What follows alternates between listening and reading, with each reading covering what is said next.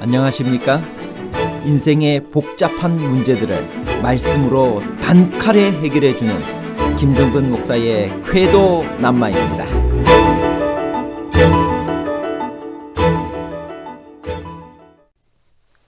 아나니아와 삽비라는 어떤 인물이었나요? 아나니아와 삽비라의 사건은 사소한 죄였나요? 아니면 하나님의 직결 심판을 받을 정도로 심각한 죄였나요? 사소한 죄와 심각한 죄에 관한 복잡한 문제를 하나님 말씀의 가르침으로 명쾌하게 해결해 드리겠습니다. 사도행전 5장은 탐심을 일으켜 교회의 성장을 막으려는 사탄의 공격을 기록하고 있습니다. 아나니아와 삽비라가 사도들 앞에 가기 전에 부부끼리 의논했을 내용은 무엇인가요? 사도행전 5장 1절 2절. 아나니아라 하는 사람이 그의 아내 삽비라와 더불어 소유를 팔아 그 값에서 얼마를 감추매 그 아내도 알더라. 얼마만 가져다가 사도들의 발 앞에 두니. 12제자 중에 유다가 있었던 것과 꼭 마찬가지로 순결하고 열성적이긴 했지만 초기 교회에는 관대함보다는 비열함을, 정직함보다는 위선을 택한 두 사람 아나니아와 삽비라가 있었습니다. 그들은 판매 대금의 일부를 그대로 보유하고 있으려는 충동을 받았습니다. 그런 행위는 하나님과 재물을 겸하여 섬기려는 시도였습니다.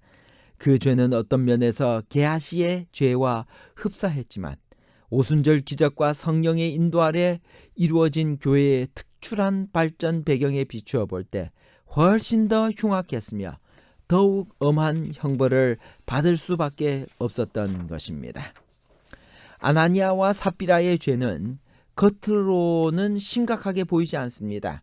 그들의 죄가 무엇이었나요? 사도행전 5장 3절에서 5절에 있는 말씀입니다. 베드로가 이르되 아나니아야, 어찌하여 사탄이 내 마음에 가득하여 내가 성령을 속이고 땅값 얼마를 감추었느냐? 땅이 그대로 있을 때에는 내 땅이 아니며 판 후에도 내 마음대로 할 수가 없더냐? 어찌하여 이 일을 내 마음에 두었느냐?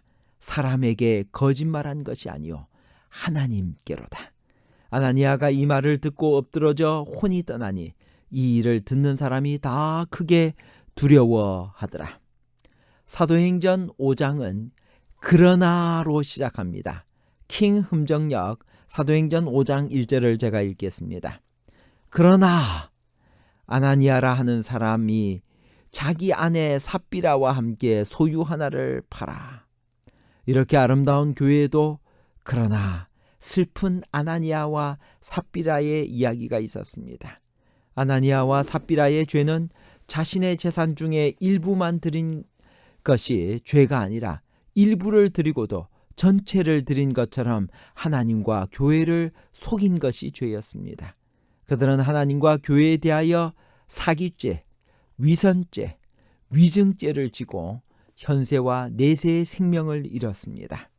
혹자는 하나님의 심판이 너무 심하고 즉각적이지 않는가 생각할지 모르지만 누구든지 하나님을 속이는 자들은 심판대 앞에 설 것입니다. 단지 시간의 차이가 있을 뿐입니다.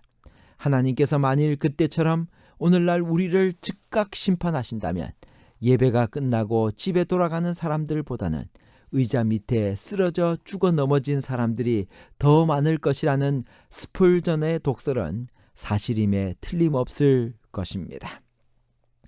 아나니아와 삽비라 사건과 구약시대의 아간 사건이 유사한 점이 무엇인가요? 사소한 것처럼 보이는 그들의 죄가 왜 그렇게 중요한 것인가요? 사도행전 5장 3절. 베드로가 이르되 아나니아야, 어찌하여 사탄이 내 마음에 가득하여 내가 성령을 속이고 땅값 얼마를 감추었느냐? 여리고성의 전투에서 시날산의 외투와 금덩이를 훔친 아간의 죄는 어떻게 보면 사소한 것처럼 보입니다. 적지에서 약탈하는 것은 보통 있는 일이었습니다. 그러나 아간의 죄는 전 이스라엘의 진군을 막았습니다. 그 죄를 그대로 두고서 이스라엘은 승리할 수 없었습니다. 아나니아와 삽비라의 죄도 불길처럼 부흥하던 교회의 성장과 성령의 역사를 막은 것입니다. 그 죄를 그대로 두고 사도행전의 역사는 계속될 수 없었습니다. 회개하지 않는 한 사람의 죄는 이만큼 중요한 것입니다. 반면에 한 사람의 헌신은 하나님의 구원의 역사를 진전시킵니다. 우리는 가정에서, 교회에서, 지역에서 어떤 사람이 되어야 할까요? 오늘날 우리의 신앙생활 속에서 아나니아와 삽비라와 같은 죄는 무엇일까요? 사도행전 5장 3절을 다시 한 번 더 읽습니다.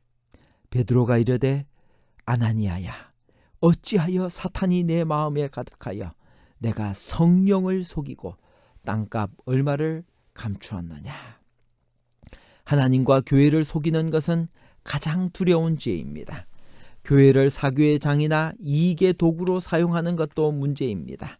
하나님께 당연히 바쳐야 할 헌금을 유용하는 것도 잘못입니다. 하나님께 약속하고 하나님께 드릴 수 있는데 그 시간을 계속 연기하고 약속을 이행하지 않는 것, 이것도 바로 아나니아와 삽비라가 지은 동일한 죄입니다. 하나님께 헌금을 약속하고 내가 반드시 그렇게 이행하겠다고 서약한 다음 하지 않는 사람들이 우리 주위에 참으로 많이 있습니다. 그들은 아나니아와 삽비라와 같은 동일한 심판을 받게 될 것입니다. 여기 사도행전 73페이지, 74페이지에는 다음과 같은 말씀이 있습니다. 무한히 지혜로우신 분께서는 이렇게 주목할 만한 하나님의 진노를 나타내시는 것이 어린 교회를 타락하지 않게 보호하는 데 필요됨을 아셨다. 교인의 수요는 신속히 증가하고 있었다. 개심자들이 급속히 증가하는데 만일 하나님을 섬기노라고 고백하면서 재물을 섬기는 남녀들이 들어오게 된다면 교회는 위험에 처하게 될 것이었다.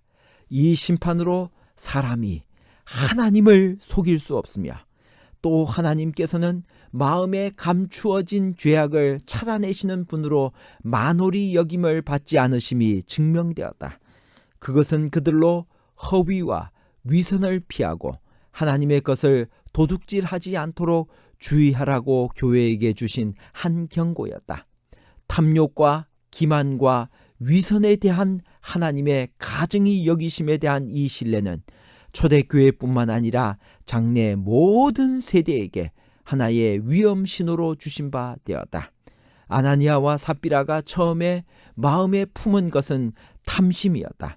저희가 주님께 약속한 것의 일부분을 자신들을 위하여 보류하여 두고자 한 욕망 때문에 그들은 기만과 위선을 행하게 되었다. 사랑하는 청취자 여러분, 여러분들은 하나님과 약속한 것, 그리고 하나님의 것, 11금을 거룩하여 구별해 드리고 있습니까? 하나님께 약속했던 월정 헌금과 도르가 헌금을 정확하게 구별해서 그 매달마다 드리고 계십니까? 하나님께서는 오늘 우리에게 다시 은혜의 기간을 주시고 계십니다.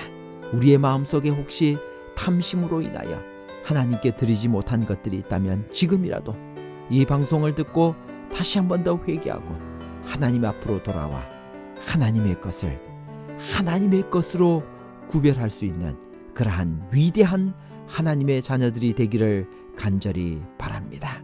여기 말씀하십니다.